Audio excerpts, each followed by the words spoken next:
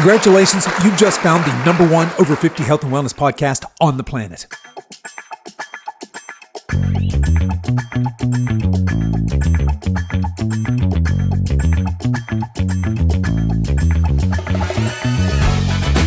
Hello and welcome to the Over 50 Health and Wellness Show. I'm your host, Kevin English. I'm a healthy aging expert and I'm the founder of the Silver Edge, and I am on a mission to help men and women just like you build lean, strong, healthy, capable bodies they love for the rest of their lives.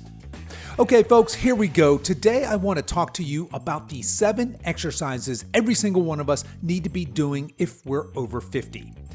Now, before we get started, first things first, you should be strength training. In fact, it should be the cornerstone of your lean, strong, capable, healthy body strategy. It should be the cornerstone of your healthy aging strategy. Yes, there are other things that are important for healthy aging, other things that are important for body composition, but we now know that muscle is the organ of longevity, it's the organ of health, and you being strong, fit, healthy, and capable means you're going to have a fuller life. You're going to have a richer health span.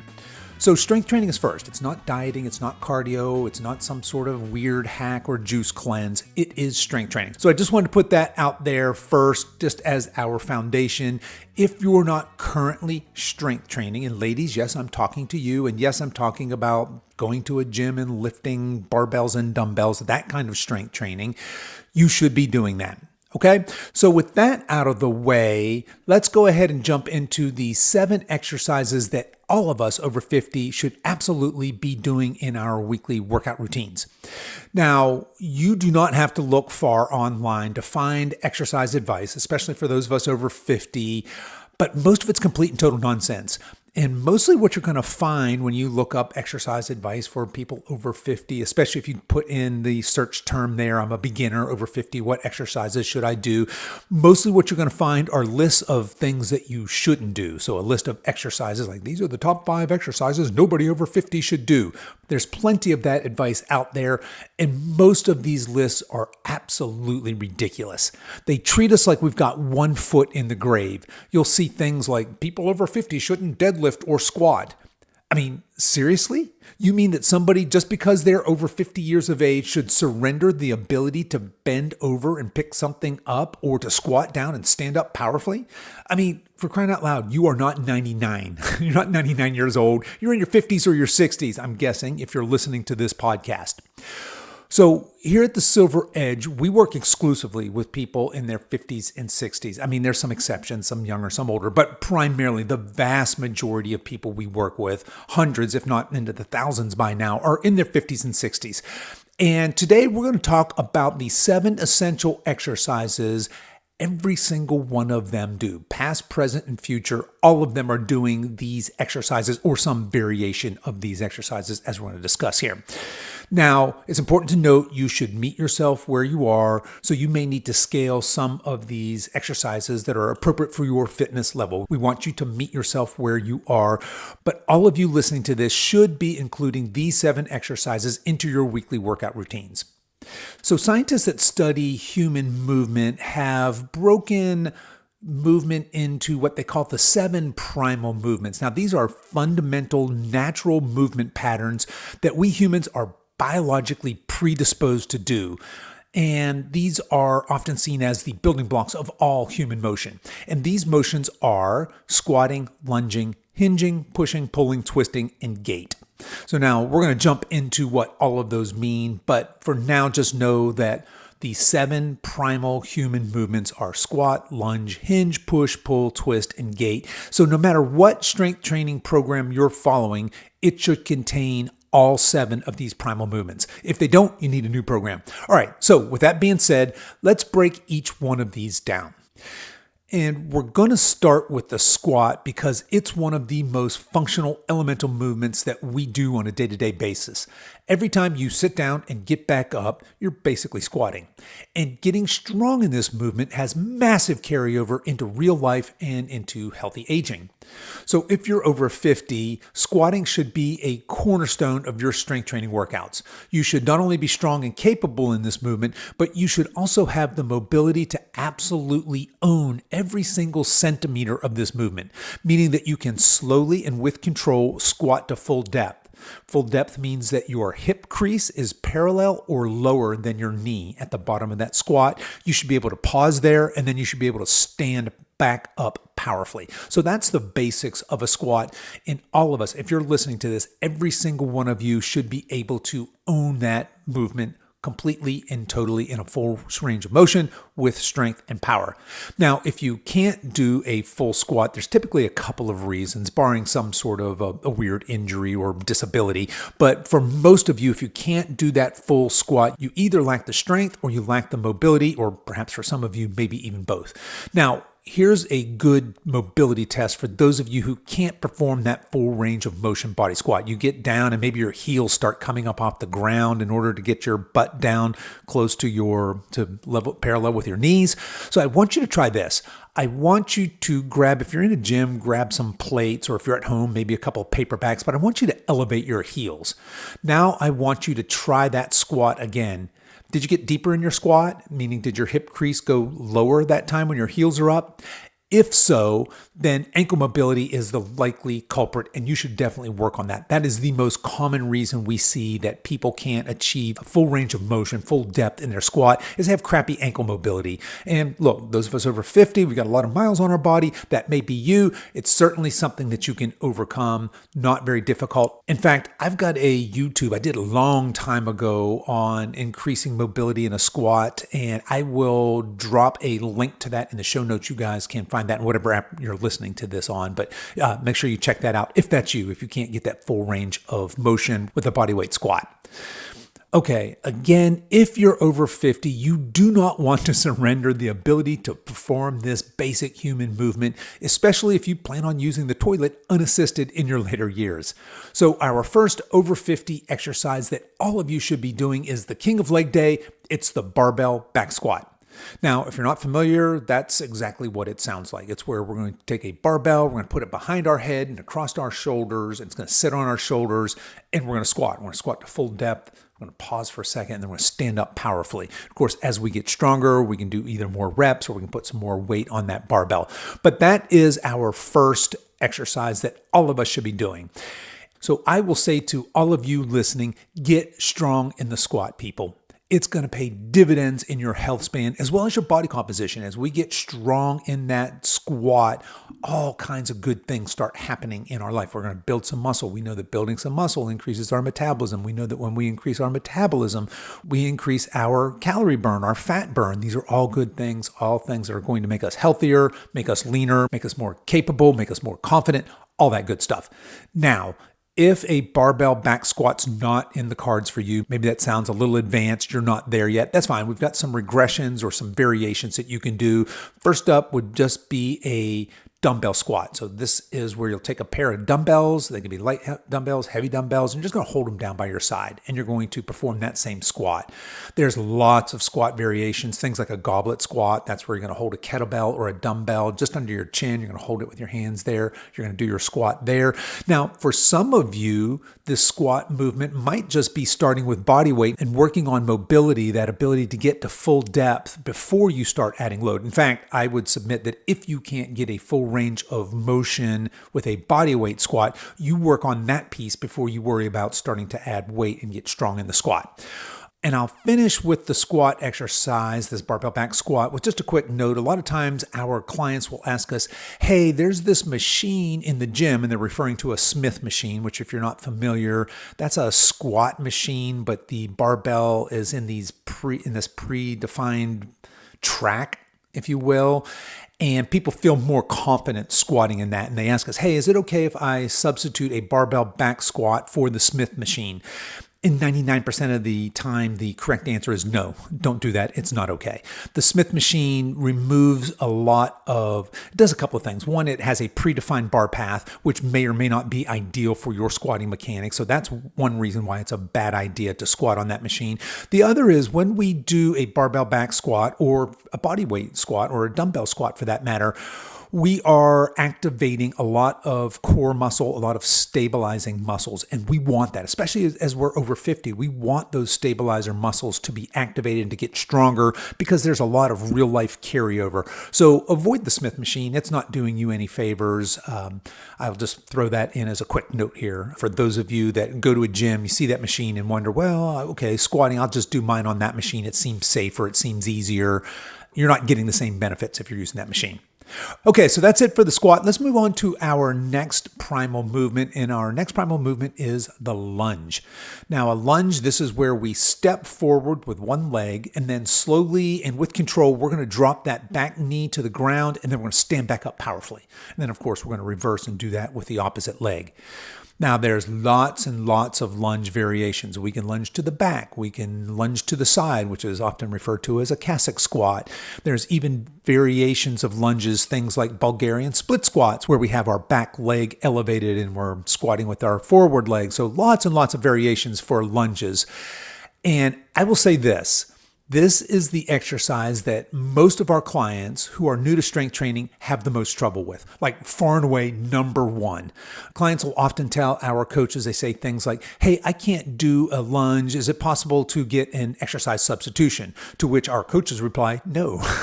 Unless there's an injury or some other glaring limitation, we want you to lunge.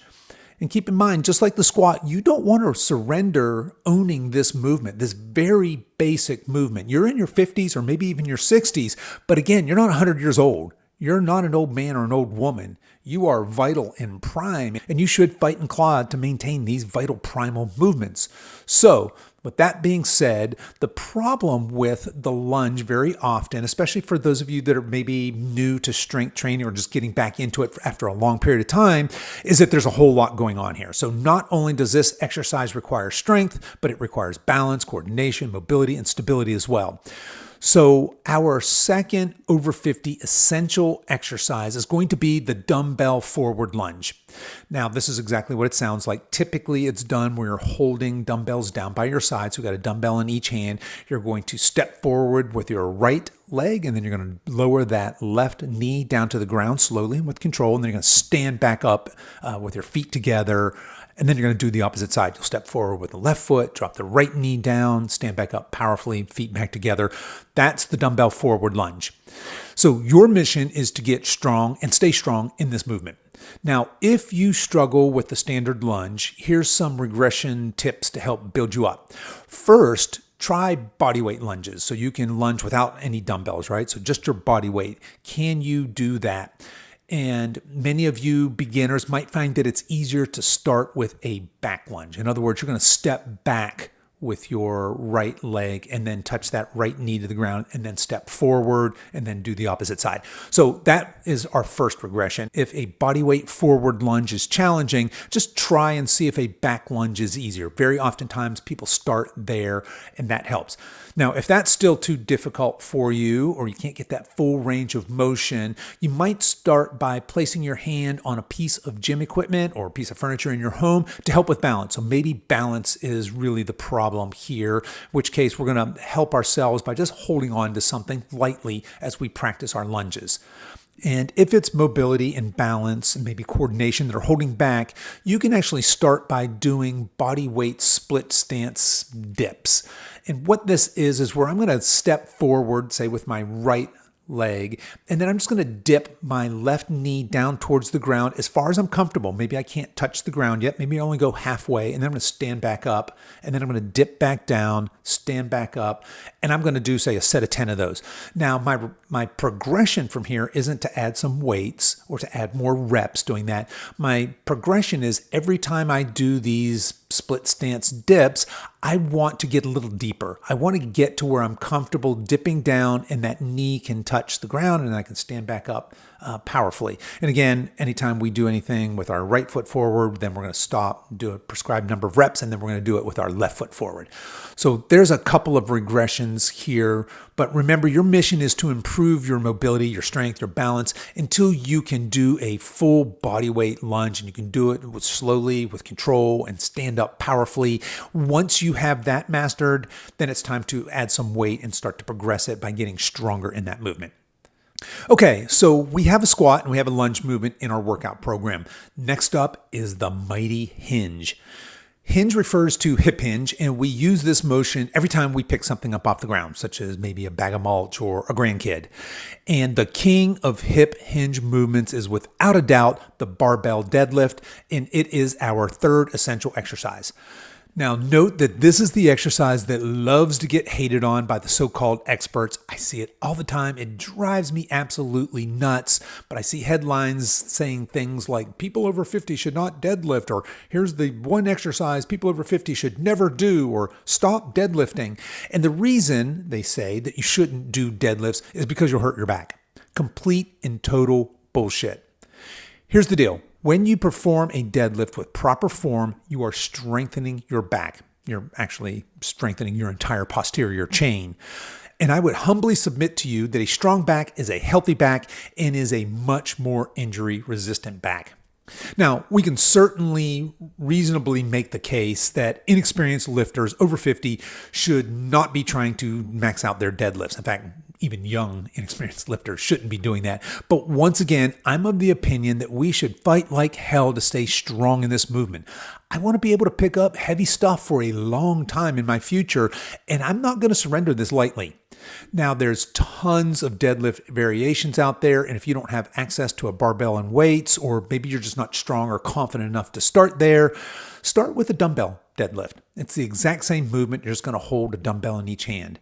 Now, there's plenty of other variations. We've got sumo deadlifts. That's where you have your legs out wide, so they're typically wider than your shoulders, and you're holding the bar with your hands in between your legs. Or we have what's called a trap bar deadlift. You may have seen people use this in your gym. That's where it's that crazy I'm not sure what geometric shape that thing is, but you step inside it and it has two handles and you can deadlift from there. But any of those hip hinge deadlift variations are fantastic. I have an over 50 guide to the deadlift. I'm not sure that's what it's called, but it's something like that on YouTube. Again, it's a video I did probably like 5 years ago, but I'm going to throw that into the show notes for those of you that are maybe intimidated by the deadlift or maybe new to the deadlift. You guys can find those, again, just whatever app you're listening to this on. Or let's see, this will be episode 328. So yeah, you can go to silveredgefitness.com/328 and you can find the links there as well. All right. So now let's move on to the push movements. Push is an upper body movement that refers to pushing things away from you with your arms. So think about a push-up or maybe an overhead dumbbell press. Again, a very practical, functional movement. Think about putting your suitcase in an overhead bin or maybe pushing yourself up off the ground. Now, in the first two movements, our squatting and lunging, we were working, obviously, leg muscles. And with the hinge movements, like deadlifts, we were using some legs and lots of back. And really, a deadlift is a full body movement, especially as those start to get a little bit heavier. But our push muscles are primarily our chest, our shoulders, and our triceps. And where we had a clear winner for a squat, a lunge, and a hinge, the push is a little bit tougher, but we're going to go with the classic barbell bench press for our push exercise. Now, it would not be hard to make the case that maybe an overhead press, like an overhead barbell press or an overhead dumbbell press even, might be more applicable or more functional for those of us over 50. But I chose the bench press because it's more accessible to more of us and because we can get heavier. In other words, we can use heavier weights when we do a bench press than we do an overhead press, which is going to add more muscle.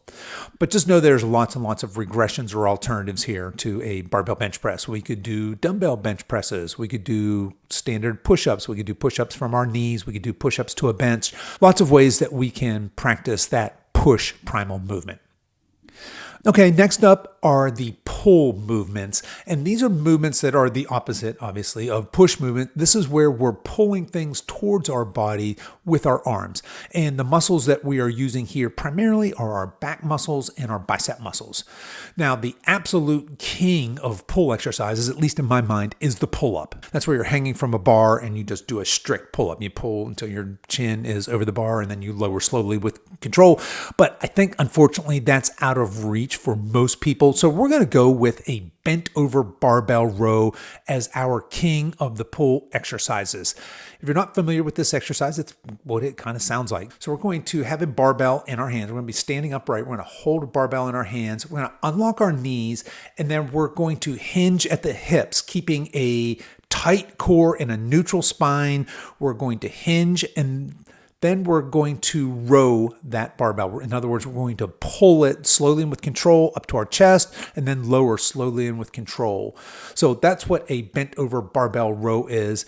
And this actually turns our pull movement. Remember I said pull movements are primarily our back, in this case our lats and our biceps. So we're pulling that, but we've made this into a full body exercise because we need strong, stable legs for this. We need a really tight, braced core and a strong back as we're rowing this towards ourselves. Now, for those of you that need a regression for a bent over barbell row, I think probably a single arm dumbbell row would be a really good alternative to this. In order to do this, you would have a bench, and you would put, say, your left knee on the bench and your left hand, and then your right foot is going to be solidly placed on the ground, and we're going to keep our shoulders square to the ground, and then with my right hand, with my arm fully extended, I'm just going to pull that dumbbell towards my chest and then lower slowly and with control. So that is a single arm dumbbell row. That would be a really good regression for a bent over barbell row. Kind of takes a lot of the core stabilization out of it. So those of you maybe new to weightlifting or more deconditioned, that'd be a fantastic place to start. Okay, so we covered squat, lunge, hinge, push, pull. Now we get to twist. I want you to imagine this scenario. Let's say you're in your car and you're at a stoplight and you're twisting around and you're feeling in the back seat for something. And then all of a sudden, something just goes horribly wrong. Something goes twang and you feel this sharp jolt rip through your back. And you're like, crap, I just injured my back doing one of the most mundane things in the world. Now, here's what I want you to know. You did not injure your back because you're old. You injured your back because your core is weak. Like weak AF. And contrary to popular opinion, your spine is not meant to be weak and fragile, or at least it shouldn't be. It was designed to be strong, flexible, and mobile. But many of us roll into our 50 with weak backs and even weaker cores. So that being the case, our exercise programming must contain a twisting motion. Now, I was going to use the kneeling kettlebell halo with side twist for this section, but I think that's way too complicated to try and describe over a podcast. So I'm just going to name the good old Russian twist as our king of twisting exercises.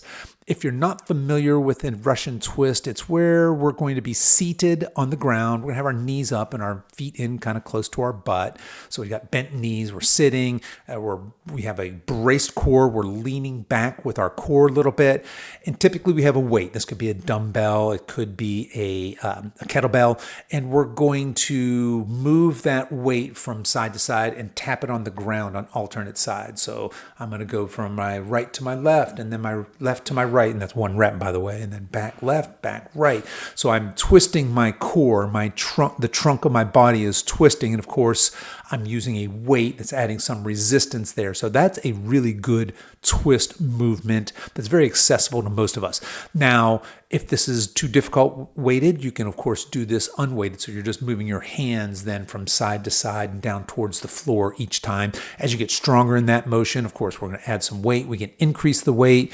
We can also make this more difficult by raising our feet up off the floor. But we're going to go with the Russian twist as our twisting exercise. Okay, so we covered squatting, lunging, hinging, pushing, pulling, and now twisting, and that leaves us with gait. And now I'm saying gait, that's G-A-I-T, and this refers to walking, jogging, jumping, running, sprinting, hopping, skipping, etc. And this should be a daily practice for every single one of us. Every single one of you listening to this should have some sort of a gait practice. And our undisputed king of exercises here is the humble walk. All of us should be aiming for a minimum of 7,000 steps every single day. Now look, if you're way under, if you're currently walking 3,000 steps a day, you should slowly work your way up and make 7,000 steps your daily goal. If you're already there, let's make a new goal. Let's try and get 10,000 steps a day. But this intentional walking, this practice of walking every single day is fantastic for our overall health. Now, to be clear, walking, at least for most of us, and if you're very, very deconditioned, you may add a modest amount of muscle walking. But this really isn't a muscle building exercise in the way that the other exercises in our primal movements were, but it's absolutely critical to all of us. So if we wanted to take gait and say, well, hey, walking's not, I already have a walking practice. What would I do with this primal movement in order to build muscle? Certainly things like sprinting. And now look, a sprint could be an all-out sprint, like you're running, you're doing 20, 40 meters of all-out. That would be great. I would caution those of you that have not sprinted in years, perhaps decades, that we work our way slowly up to this.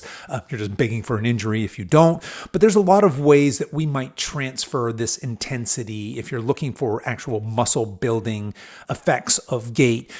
There's a lot of ways we might do this. We could use an assault bike. That's the stationary bike that has the handles that you pump back and forth, as well as pedaling. We could do really intense biking. We could do rowing, like you see those Concept 2 rowers maybe in your gym. We could do some intervals of that. But there's a lot of ways that we might take something like gait. We could do box jumps, one of my favorite over 50 exercises. That's a jumping motion. But lots of things we can do here with gait to have fun with. But I will say this, before you worry about any of those others, you should have the basics down, and that is you have a standard walking practice. You're getting a minimum of 7,000 steps every single day. All right, so to recap, here's the 7 exercises that we crowned in each category that all of you should have in your weekly workout programs. Number 1, we said the squat was the barbell back squat. The lunge was the dumbbell forward lunge. The hinge was the barbell deadlift. The push was the barbell bench press. The pull was the bent over barbell row. The twist was the Russian twist. And for gait, we had walking. Now, does your strength training program need to have these exact same movements? No, of course not. But I think you get the idea. Those of us over 50 should absolutely be strength training, and we should be following a professionally designed, age-appropriate, functional strength training program. So our program should be professionally designed in that it uses science-backed strategies that are proven to increase muscle, which of course we know is going to increase our metabolism and help burn fat, as well as make us strong, capable, and confident. Your workout program should be age-appropriate in that it wasn't written by some gung-ho 20-year-old telling you that there's no gain without pain, and it shouldn't be designed by someone who thinks you're at death's door and treats you like you're 100 years old. And finally, it should be functional in that it includes all 7 of the primal movements. In other words, it's getting you strong in ways that carry over into real life. Now, quick plug here, if you're currently in the market for a program like this, or maybe you're just hitting the gym and wandering around doing whatever you feel like that day, or maybe you're somebody who jumps around from program to program based on what you saw on social media lately, I might humbly submit that you check out our workout programs. Far and away, our most popular workout program is our Lean Body Blueprint. This is 6 months of strength training program. It's broken into 5 phases to keep you progressing. Full disclosure, you're going to need a commercial gym membership or at least a well-equipped home gym to complete this program. Now, if you're somebody who's a complete beginner, or you're very deconditioned, or maybe you just want to work out at home with some limited equipment, our Fit Foundations is perfect for you. That's a 10-week program, and this program's meant to really introduce you or reintroduce you perhaps to strength training. So I'll drop a link to both those programs in the show notes for this episode. And again, you can find those in whatever app you're listening to this on, or over at silveredgefitness.com/328. But whether you use one of our programs or someone else's, make sure your workout contains the 7 primal movements.